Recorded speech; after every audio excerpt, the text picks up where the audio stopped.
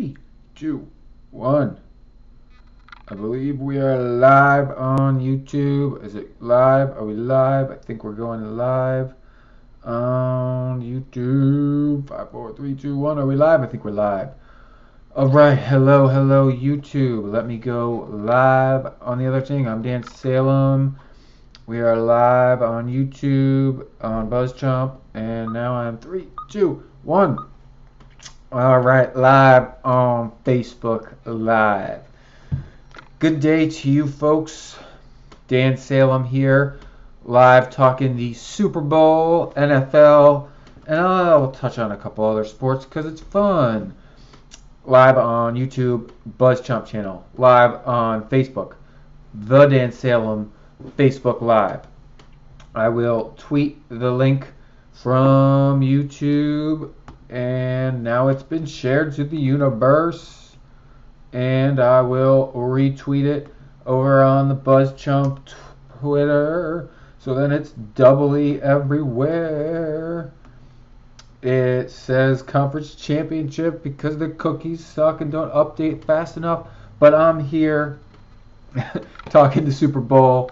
The actual title is the Super Bowl. It's a title on Facebook, it's a title over on YouTube. All right. We got one game left in the NFL season. It is going to be the Atlanta Falcons versus the New England Patriots. Oh, if you were here listening to me last Tuesday, I said that both of those teams would win. If you have been listening to me throughout the entire NFL playoffs, those were my two Super Bowl picks. Lo and behold, each team handled their business rather easily, destroying the competition more or less. And here we are. Two great teams facing off in the Super Bowl, each with underrated defenses, and statistically speaking, apparently Atlanta's not very good, but if you actually watch them play, their defense is pretty damn good. The offense just steals the show. New England, it's always Tom Brady's team, but their defense has been exceptionally well as well, having shut down the likes of the Steelers, fearsome threesome, and so on and so forth. So, I am not going to change my pick. I'll just come out right, say it in the beginning. I think the Falcons will win the Super Bowl. Atlanta, the city of Atlanta. They have one championship across all major sports in the entire history of the city. That is the 1995 Atlanta Braves won the World Series. Not any other team in Atlanta has ever won a championship besides the 1995 Atlanta Braves. Falcons have been to the Super Bowl, obviously never winning it. It would be nice for the Falcons to win the Super Bowl. I mean, talk about a great story. 2 years ago, they were excellent. Last year, they fell on their face.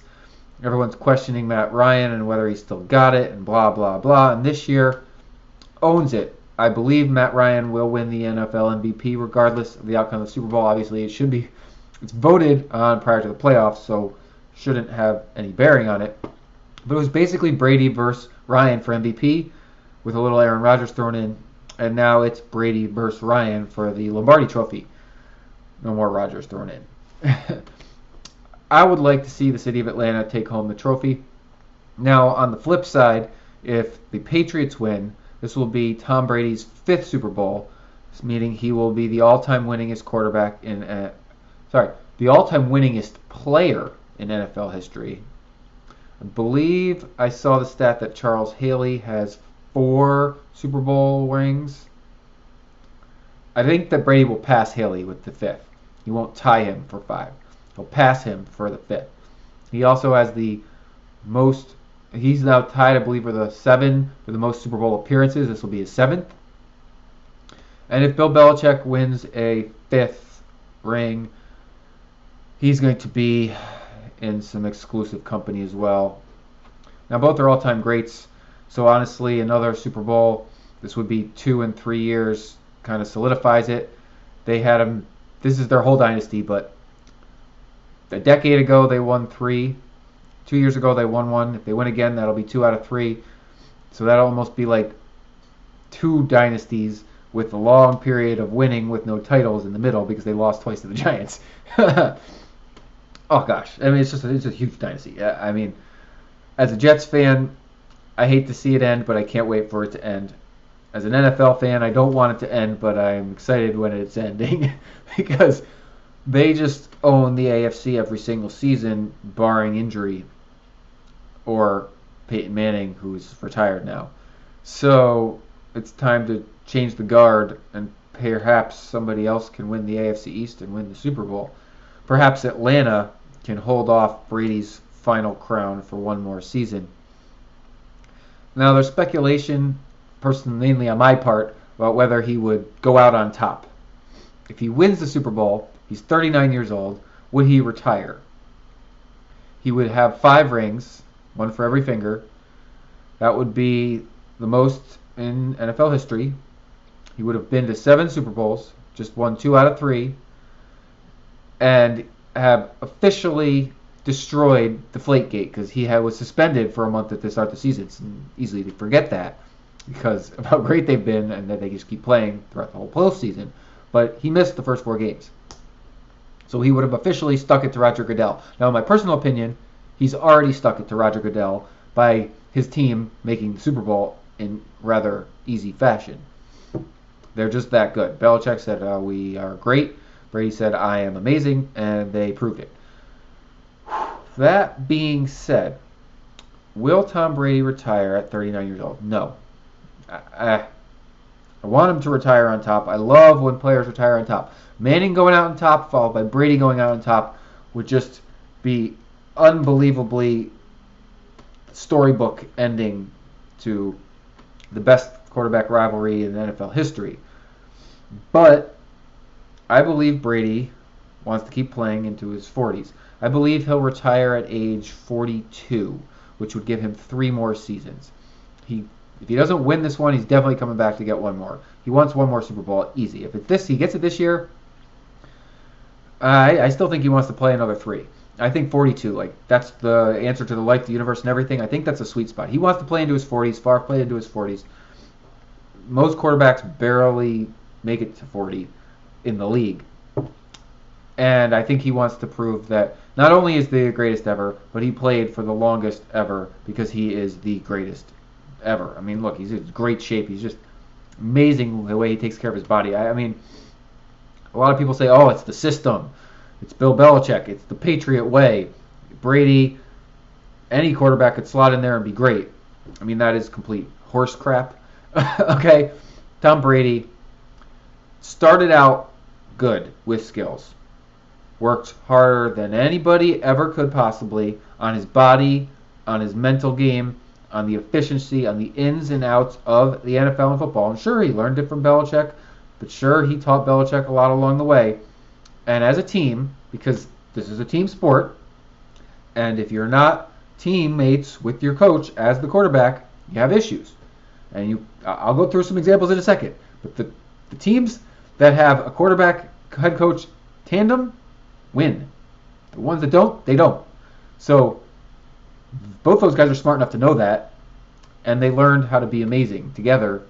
So why do we knock Brady for doing that? We don't. We credit him. He doesn't run a lot. Now, people say, oh, that's not his forte. You don't play to the age of 40 by running a lot because that makes you more susceptible to the injury. You learn to play from the pocket like the position was designed. You learn to make all the short throws because you want your percentages up. You learn to put the ball in places where your receivers can run after the catch because that's where the yards come and the points come. These are all the analytics of NFL. Now, it's easy to dismiss analytics when it comes to the NFL. Baseball's kind of been forced to embrace them, and it was all a number sport to begin with, so it's all about the numbers. The NFL has always been about the numbers, except as a fan, it's easy to not think about them and to watch it and enjoy it and could care less about the numbers. Fantasy, you care about those fantasy numbers. But as a quarterback, completion percentage, yards per catch, per pass. Now, Matt Ryan was better than Brady in all of those categories this year. And Matt Ryan has been exceptional throughout his career as well. I got a Matt Ryan story in a second. I'll tell it. All of my close friends know this story, but I will share it with you two audiences because you probably are unfamiliar. You don't know me as well. But Matt Ryan has had a better season than Tom Brady. He should win NFL MVP. And on that note, Matt Ryan has better wide receivers. He has better running backs. He has a better offense. Now, the Patriots' defense is better than Atlanta's. But Atlanta's offense, there's a reason Kyle Shanahan has already been offered a head coaching job, is because of the amazing job he did as Atlanta's offensive coordinator. Versatility and dynamic play calling. He always has these routes getting receivers open. Julio Jones is a beast, but honestly, he gets doubled. And so Matt Ryan finds everybody else, then he finds Julio. They got a two-headed monster in the backfield of two great running backs, and they use them to catch the ball also in pass game. This is excellent. It's exceptional. And I don't believe that New England can stop them. They could slow them down in spurts. I don't think they're going to stop them. Now, Atlanta's defense, their pass defense is but the way they rush the passer is awesome. And when Tom Brady plays mediocre is when he's been rattled and forced to move out of the pocket because the defenders are getting to the quarterback. That's what Atlanta does best. And New England has an okay running game, like they do well, but there's nobody shining as a star. So I don't see the running game of New England taking over. Now, if it's able to, that's probably how New England wins. But I don't see it happening, and that's why I think Atlanta can rattle Brady enough to hold him in check. Got an article coming on NFL Spin Zone tomorrow. I'm predicting Atlanta wins 30-21. Take the under, but grab the points and bet the Falcons in the against the spread picks. My brother will have been writing the opposite prediction. He picks New England -3, but also with the under. Two opposite opinions. That's why it's a debate piece on NFL Spin Zone. You'll watch it tomorrow. You go check out my Facebook, Dan Salem. At the Dan Salem on Facebook page, and you can see today's we wrote about blowouts. Are they bad for the NFL? I don't think they're bad, and I actually think everyone's focusing on the offense, but this has more been about defense. Again, Atlanta's defense slowed down Green Bay, basically stopped them. New England's defense basically stopped Pittsburgh. That got the ball back in the hands of their offense, and they just ran up the score. So it's been about defense regardless of the overall scoring. And I don't think it's bad for the league because these were the best teams. These were the teams that should have made it. They've gotten better and better all season. And now we've got an incredible Super Bowl. That was today. Do blowouts hurt the league? Tomorrow, against the spread picks, we'll get into prop bets next week. That's all on NFL Spin Zone, and you can find it at the Dan Salem on Facebook, where I'm live right now and on YouTube, in case you were wondering. So, I promised you a Matt Ryan story. I've seen both Matt Ryan and Tom Brady live playing football. I saw Tom Brady as a Patriot against the Jets. I went to Foxborough once and watched my New York Jets lose. That's the end of the story. Actually, it's not, because I got heckled trying to root for the Jets and cheer my team on. Those Patriots fans are a rowdy bunch, especially when it comes to the Jets. They're yelling and screaming and giving me shit, all because I was trying to cheer on my team. But it's a football game, and I would expect no less from beer-drinking men. As for my Matt Ryan story, I saw him play when he was back in Boston College. It was his final season. I went down to watch him play against Virginia Tech. He went to Boston College, if you weren't aware. I went to Boston University, which is a rival school, but it's really a rival in hockey because BU does not have a football team tier. Got canned in the early 90s for educational purposes. So I saw Boston College take on Virginia Tech. My brother was attending Virginia Tech at the time, and I went to visit, and I watched this college football game. First of all, incredible. Virginia Tech, great fans, amazing place to go watch a football game, great venue. It's not like a small stadium, but it's not overblown large like some of these places are huge. This is Blacksburg, Virginia, so it's not, I mean, the entire town is the school, and the stadium was awesome. It was a deluge, a literal downpour of rain. Like, I had probably 4 sweatshirts on, and all 4 of them were soaked through because of how much it was pouring rain.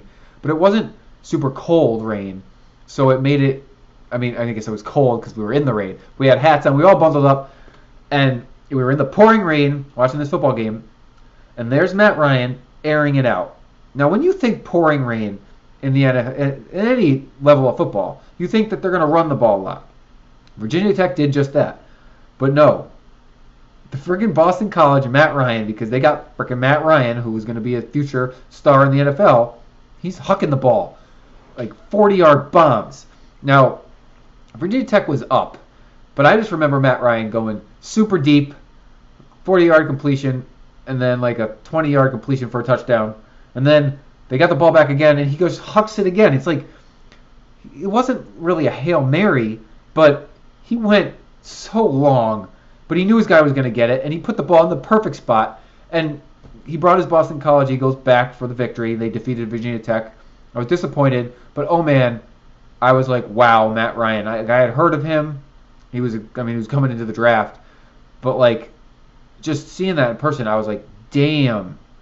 I don't think Boston College will ever have a quarterback like that play for them ever again. And I knew he'd be something pretty good. I mean, I didn't know he'd be this good, but I knew he'd be good after watching him just hum it in the pouring rain, spot on, perfect pass.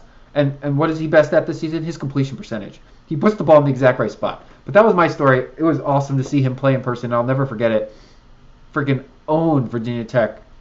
And he entered the NFL, has been doing great ever since. But now, paired with his sophomore head coach, I suppose, yes, and offensive coordinator Dan Quinn and Kyle Shanahan, he's got something special going in Atlanta, and I'm excited. I'm excited for the Super Bowl. Which brings me back to my New York Jets, because there's an article circulating on ESPN where Samini wrote, the Jets missed the boat because they had an opportunity to hire the current Falcons head coach. They chose not to wait 3 weeks and instead hired Todd Bowles, who I like. I'm very much a big fan of Todd Bowles. He did a great first season. Obviously, sophomore slump, team falling apart. It needed a rebuild, and it's getting there. So I like Bowles. I hope that we give him a shot because he's got a lot of good things going on. But Atlanta, Dan Quinn, their head coach, he's done a great job. Now, granted, last year was bad for him. Now this year's excellent. It was the opposite for the Jets. I guess it's better to start slow and then speed up. The Jets started fast, slowed down, and now you got all this attention looking at you under the microscope. But that means, so the Jets could have hired him, but instead of waiting a few weeks until he was available to speak with, they went and got Bowles. And little known fact, but Bill Belichick was the coach of the New York Jets for a single day. He had a grudge against Bill Parcells, I believe it was. And so he accepted the Jets coaching job and then a day later resigned and became coach of the New England Patriots. And a rivalry was born. The rest is history. He's owned the NFL ever since as head coach of the Patriots. But as a Jets fan, because we have little else to think about and our team is a sorry sack every other season, Belichick, the greatest coach in NFL history, was our coach for a day and then scorned us, basically stuck his nose in our face and said, ha ha, you suck, and left. What if he was our head coach? Like, what if Bill Belichick was the head coach of the New York Jets and not the New England Patriots? Now, I understand why the Patriots were more appealing at the time. The Jets had all this history and a lot of history of losing. The Patriots really didn't have any history. They didn't have the legend of Joe Namath winning their Super Bowl. The Jets had that. They had nothing, more or less. They were an open book. He got to write the script for the first championship for the Patriots, which came not too many years later. And he got to write his legacy and basically write the history of the Patriots, because there's no history worth speaking of as far as the Patriots are concerned before Bill Belichick. But he did accept the coaching job for the Jets and was the Jets coach. And then he threw it back in our faces because of a grudge. And now knowing Mr. Belichick a little bit better after watching him over the years, that doesn't surprise me in the least. I would have expected no less. Unfortunately, my team was on the butt end of that joke and kind of have been ever since in the division. We also hired our current coach instead of waiting on the other Super Bowl coach. Now that's a little less scorned because I really do like Todd Bowles. But obviously Atlanta is in a better position. Okay. Questions from the audience. I've just been chatting away, but that is my job here live on these platforms. Well, it's been about 20 minutes, and we got another week of Super Bowl discussion to go over next week. I will probably dive into some of the prop bets then. And you know me, I don't want to talk for over 20 minutes because you probably don't want to listen longer than that.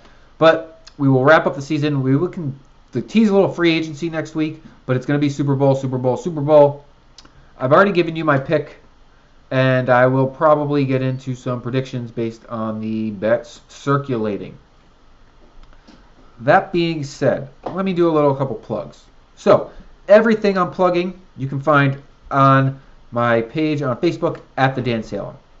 I write the NFL 3 times a week, do a little debate piece. Like I said, we got 2 great Super Bowl pieces, or playoff piece and a Super Bowl piece coming up. I will be writing about the New York Jets on BuzzChomp.com tomorrow. My Super Bowl 51 wish list for the Jets, Super Bowl LI as I like to call it. And that wish list will be a little bit humorous, a little bit at play, because it's the freaking Jets. They better be a funny article, right? Livestream, you can find it on Dan Salem page. You can find it on YouTube. And if you're curious about YouTube, I mean, I do a lot of YouTube. I'm going to teach a live class in Hollywood on Thursday night, all about YouTube. So feel free to hit me up with messages in regards to that, because that class will become available shortly thereafter. And we'll probably continue the live segment. So if you're local and you want to attend, it will also be live streamed on Facebook. And I will share it on my Facebook page at the Dan Salem. So everything is easy accessed. It's all on Twitter. It will be on Twitter. Have yourself a wonderful Tuesday evening. There's no football this Sunday. Nothing that counts anyways. I believe there's the Pro Bowl, but Pro Bowl, bah. So we got to wait another week for our final game of this this season. All right, thanks you guys. I was Dan Salem, at the Dan Salem on Twitter, at the Dan Salem on Facebook, BuzzChomp over on YouTube. Every Tuesday, I'm live talking sports, 5 p.m. Pacific time. Pretty much all NFL, because NFL is year-round. All right, until next week. Peace. Finishing. Click. Bye.